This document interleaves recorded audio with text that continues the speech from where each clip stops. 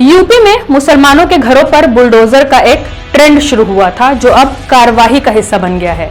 UP में जो पहला एक्शन लिया जाता है वो है घर तोड़ने का।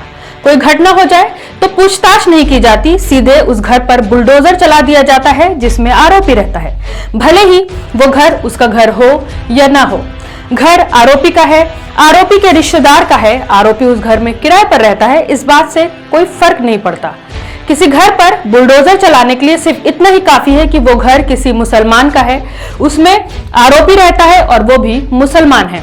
आरोपी अपराधी है या नहीं, उस पर जुर्म साबित हुआ है या नहीं हुआ है, इस बात से भी कोई खास फर्क नहीं पड़ता, सीधे घर तोड़ दिया जाता है।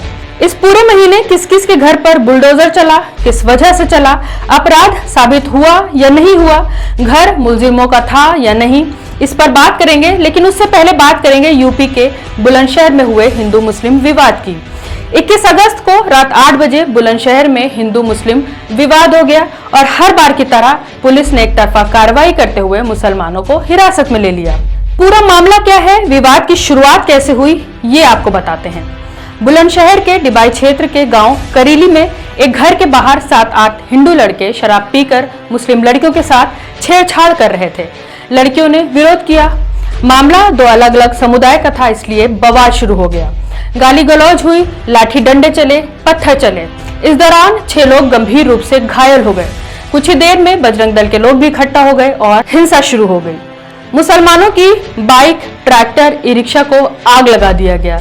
एक घर में लगे सीसीटीवी कैमरे को भी तोड़ दिया गया ताकि आरोपी पकड़े न जा सके। घटना की सूचना जैसे ही पुलिस को पहुंची, पुलिस भारी फोर्स के साथ मौके पर पहुंच गई और जायजा लिया।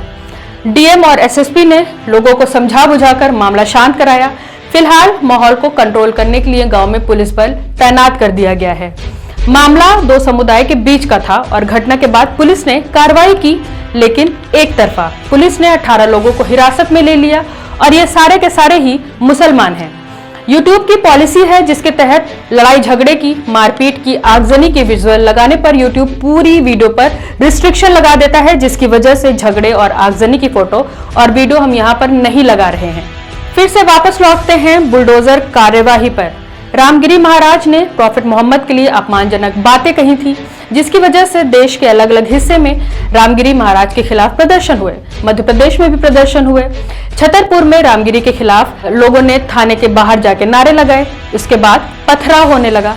प्रशासन ने तुरंत एक्शन लेते हुए कांग्रेस उपाध्यक्ष शहजाद अली के घर पर बुलडोजर चला दिया, उसे पूरी तरीके से तोड़ डाला, ढा दिया। प्रशासन के हिसाब से उस पूरी घटना का मास्टरमाइंड शहजाद अली था। इसके लिए जांच पड़ताल की जरूरत ही नहीं पड़ी। न केस हुआ, न ट्रायल, डायरेक्ट बुलडोजर एक्शन। इससे पहले उदयपुर में 10वीं के छात्र अयान शेख ने अपने ही क्लास में पढ़ने वाले देवराज को चाकू मार दिया था।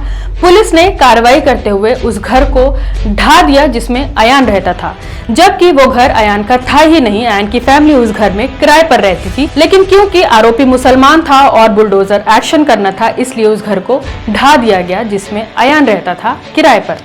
और इससे पहले अयोध्या में सपा नेता मोहित खान के घर, कारखाने और शॉपिंग कॉम्प्लेक्स पर बुलडोजर चला दिया गया था। मोहित खान पर नाबालिग से रेप का आरोप था। आरोपी मुसलमान था, सपा से जुड़ा हुआ था, इसलिए प्रशासन ने ज्यादा ही तत्परता दिखाते हुए उसके घर, उसकी फैक्ट्री और उसके जो शॉपिंग कॉम्प्लेक्स है, हर चीज पर बुलडोजर चला दिया। इस घटना के बाद अयोध्या में ही एक और रेप की घटना सामने आई थी जिसकी चर्चा ही नहीं हुई, जिसका कहीं पर जिक्र ही नहीं हुआ, क्योंकि यहाँ पर आरोपी हिंदू था और पीड़िता मुसलमान थी। चूंकि मामला उल्टा था तो प्रशासन की तरफ से भी वैसा एक्शन नहीं हुआ जैसा मोहित खान के मामले में हुआ।